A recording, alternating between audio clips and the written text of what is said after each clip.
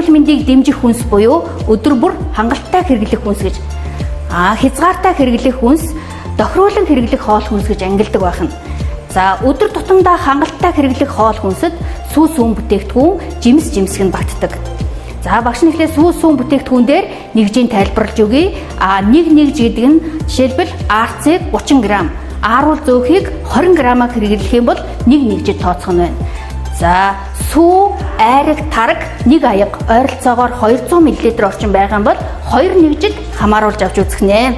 За та бүхэн жимсний ногоо хүнсний нэгжүүдийг хараарай. За дараа нь хязгаартай хэрэглэх хоол хүнсийг. Хязгаартай хэрэглэх хоол хүнс нь бүх төрлийн шоколад, жигнэмэг, жихэр, чипс, зайрмаг, хийжүүлсэн ундаа, маргарин тосон чарсан хоол хүнсний бүтээгдэхүүнүүд ордог юм байна. За энийг болохоор нэгжээр илэрхийлдэг. Учир шалтгаан нь бага хэмжээгээр тохируулан хэрэглээрэй гэсэн учраас нэгжээр илэрхийлдэг юм байна. За тохируулан хэрэглэх хоол хүнсэнд үр тариан бүтээгдэхүүн, махан бүтээгдэхүүн, өөх тос ордог. Энийг муу адил нэгжээр илэрхийлж өдөрт идэх хэмжээг нэгжээр илэрхийлэн гаргасныг ажиглаарай хүүхдүүдээ. За бид нар ярьдаг 3 цагаан хор гэж ярьдаг. Энэ нь эрүүл мэндэд их хэмжээний сөрөг нөлөөтэй.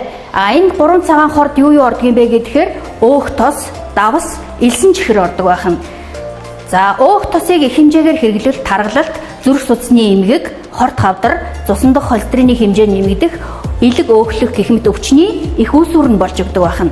За давсны хэмжээ эсвэл цусны даралт ихшиг өвчин, ясны сэрэгжилт, ходоодны хорт хавдар, зүрх судасны эмгэг, цус харвалтын өвчний их үүсвэр нь болж өгдөг. За элсэн чихрийг хэтрүүлэн хэрэглэснээр чихрийн шижээ өвчин, шүд цооролт, харшил, таргалалт, цусны даралт ихсэх өвчний их үүсвэр нь болж өгдөг.